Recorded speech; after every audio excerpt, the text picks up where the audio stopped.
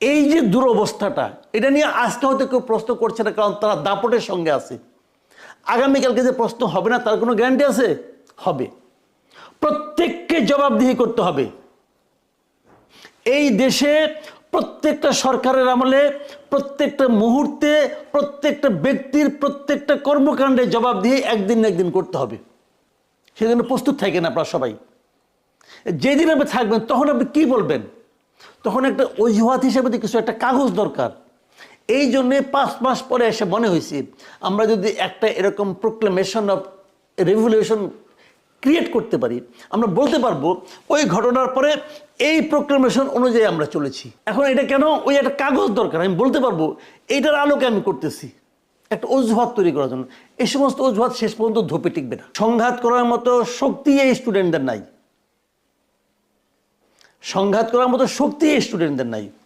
বরঞ্চ আমি বলি সরকার এই স্টুডেন্টদেরকে বাঁচাই দিল।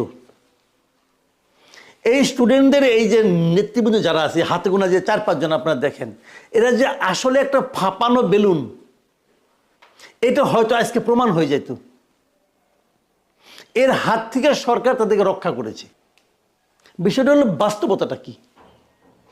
বাস্তবতা নাই ভাই। এখন যে বাস্তবতা ওরা বলে আমরা এখান থেকে এক দফা ঘোষণা করেছি, লাখ লাখ কোটি কোটি লোক ছিল বাস্তবতা। আজকে ঘোষণা করতো, ওরা তো এর সঙ্গে তুলনা করছে। আমি তো খুব আগ্রহী ছিলাম যে কি হয় আজকে। কিছু ওই শিবিরে কিছু লোক আসতো, আর কেউ আসতো না। তাও শিবিরের লোকগুলো আসতো কেন? ওই যে ওখানে আপনার তাদের একটা আজকে প্রোগ্রাম ছিল, ওই জন্য আসতো। আর সারা দেশ থেকে কিছু লোক আনানো হয়েছিল। এই প্রশ্ন তো এখন উঠেই নাই, উঠবে কয়দিন পরে। এই যে সারা দেশ থেকে লোকগুলি আপনি আনছেন, বিরিয়ানি প্যাকেট ট্যাকেট দিয়ে আনছেন, টাকাটা পাইলেন কই ভাইয়া? আপনাদের ইনকামটা কি? আপনাদের ইনকামটা কি বলেন? যে ছাত্র বৈষম্যমূলক ছাত্র আন্দোলন, ওদের ইনকামটা কি?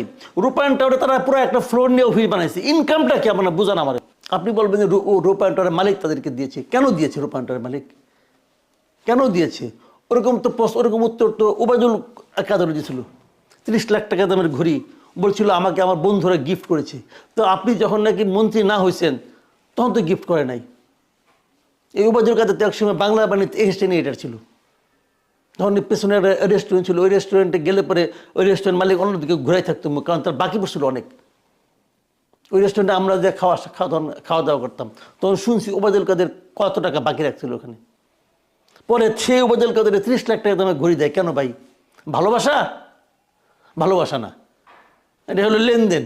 রূপায়ণ টাওয়ারের যারা মালিক তারা তো ভাই মাটির ব্যবসা করে, তাদের একটা সাপোর্ট দরকার।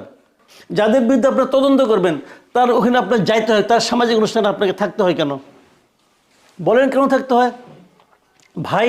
সবই এক। আমরা বলি তো যে ভাই এই দেশের জনগণের সঙ্গে কেউ নাই, সব এক। ওই চেয়ারটা খালি ছিল, নতুন লোক এসে বসতেছে।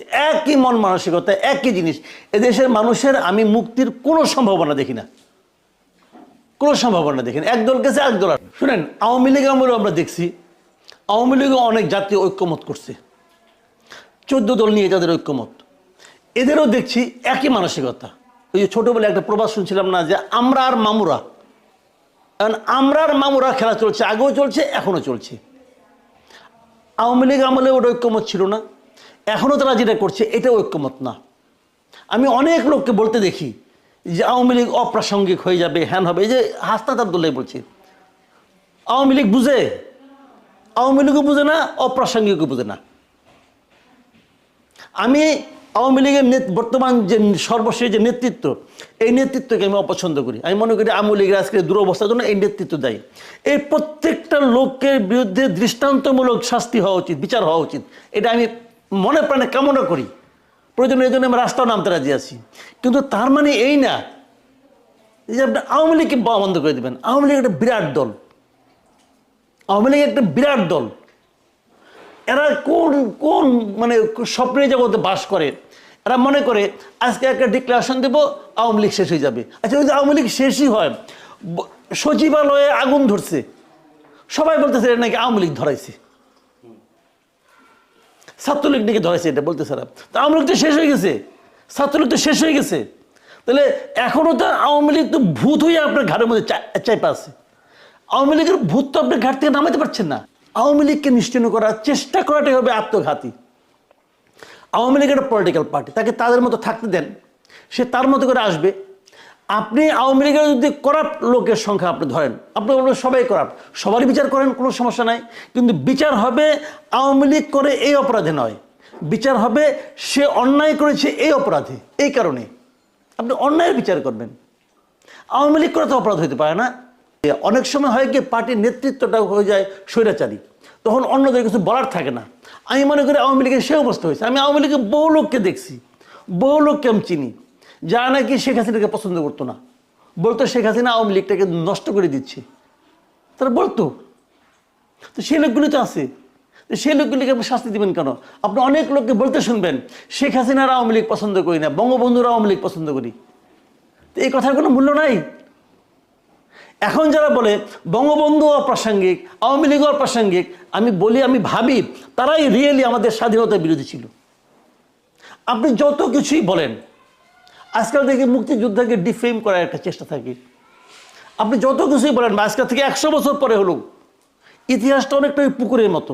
এই যে নতুন পুকুর করলে পরে যেমন প্রথমে ঘোলা পানি থাকে, সেই পানিটা থিতাইতে অনেক কিছু সময় লাগে, ইতিহাসও এরকম। যে 100 বছর পরে যে আপনি বুঝবেন যে রিয়েল ইতিহাসটা কি। 100 বছর পরে হলে দেখবেন আপনার বাংলাদেশের রিয়েল ইতিহাসে মুক্তিযোদ্ধা এটা হবে সম্মানের উচ্চারণ, আর রাজাকার হবে সবচেয়ে ঘৃণিত উচ্চারণ। এটাই বাস্তবতা। এই বাস্তবতাকে মেনে কাজ করতে হবে। যে সমস্ত রাজাকার ওই একদিন স্লোগান দিয়ে বলছিল যে আমরা জয় করে ফেলেছি, জয় হয় না। এই দেশে মানুষের মনে রাজাকার একটা ঘৃণার উচ্চারণ হিসেবে আছে, আগামীতেও থাকবে।